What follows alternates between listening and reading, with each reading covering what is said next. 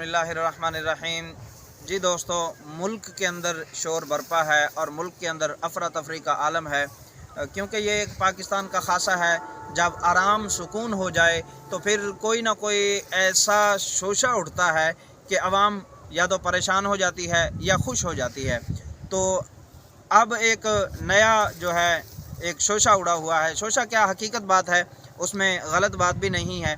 तो वो बात क्या है, वो ये है कि औरत की हुक्मरानी, कि नबी पाक सल्लल्लाहु अलैहि वसल्लम की हदीस मुबारक लोग पेश करते हैं।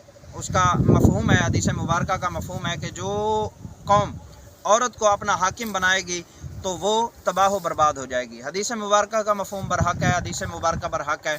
तो इसमें दो गिरोह हैं। एक गिरोह कहता है कि मुल्क अब तरक्की की तरफ जाएगा और दूसरा गिरोह कहता है कि अब तबाही की तरफ जाएगा। जो कहता है तरक्की की तरफ जाएगा वो गिरोह बिल्कुल गलत है, क्योंकि हदीस मुबारक बरहक है। और दूसरा जो है वो कहता है कि मुल्क अब तबाही की तरफ जाएगा।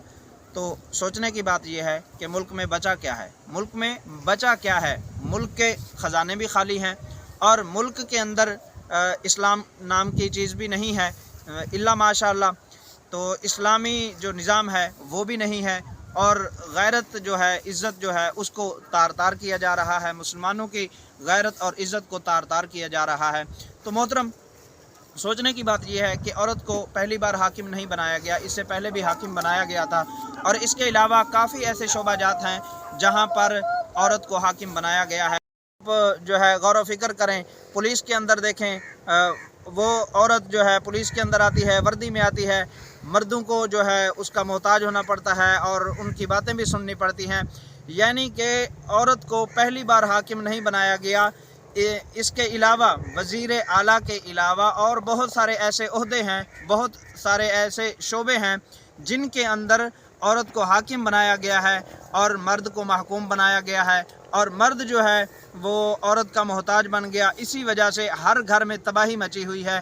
आज हमारा मुल्क कौन सा तरक्की कर रहा है?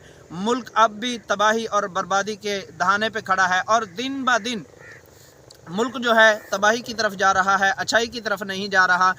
इस्लामी नज़रिए से अगर आप देखें तो बिल्कुल ही जो है आप देख लें कि सिफर पे है, क्योंकि इस्लामी हुकूमत जो होती है उसका हक बनता है कि वो इस्लाम को राइज करे, इस्लाम के निज़ाम को राइज करे और इस्लाम को नाफिज करे और जो है अच्छाई के जो वसाइल हैं वो आवाम को मुहैया करे और बुराई के जो वसाइल हैं उनको ख़त्म करे, बुराई को बिल्कुल ही ख़त्म करे। और आज देख लें मुसलमानों की तबाही और बर्बादी सबसे बड़ी यही है कि आवाम को जो है वो बुराई की तरफ लगाया जा रहा है, अच्छाई से रोका जा रहा है। मुख्तलिफ़ अंदाज से नेकी करना बहुत ही मुश्किल कर दिया गया है और नेकी करना जो है वो मुश्किल कर दिया गया और गुनाह करना बिल्कुल आसान कर दिया गया। तो मुल्क जो है हमारा वो तरक्की की तरफ नहीं जा रहा, पहले भी मुल्क जो है वो तबाही और बर्बादी की तरफ जा रहा है।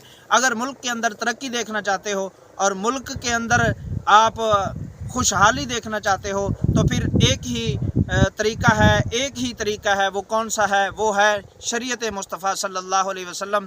जो शरीयत मुस्तफ़ा सल्लल्लाहु अलैहि वसल्लम से मोहब्बत करता है और शरीयत मुस्तफ़ा को नाफिज करता है, शरीयत मुस्तफ़ा वाले जब हाकिम आते हैं तो फिर मुल्क जो है वो उरूज की तरफ जाता है, मुल्क तरक्की की तरफ जाता है और मुल्क जो है इस्लामी वो एक ऐसा मुल्क बन जाता है जिसकी आवाम के अंदर अल्लाह तबारक व तआला ऐसा जज्बा अता फरमाता है कि हम बैठें, उठें, चलें फिरें, जहाँ भी जाएं हमारे साथ इस्लाम होना चाहिए। तो हर वक्त उनका ओढ़ना बिछोना जो है वो इस्लाम होता है। शादी में, खुशी में, गमी में, हर शोबे में वो इस्लाम को मद्देनज़र रखते हैं। और अगर इस्लामी मुल्क ना हो, इस्लामी जो है वो नाजिल इस्लामी निज़ाम जो है वो नाफिज ना हो तो फिर आवाम जो है वो बुराई की तरफ जाती है। तो अल्लाह तबारक व तआला हम सबको बुराई से महफूज फरमाए और नेकी करने की तौफीक अता फरमाए।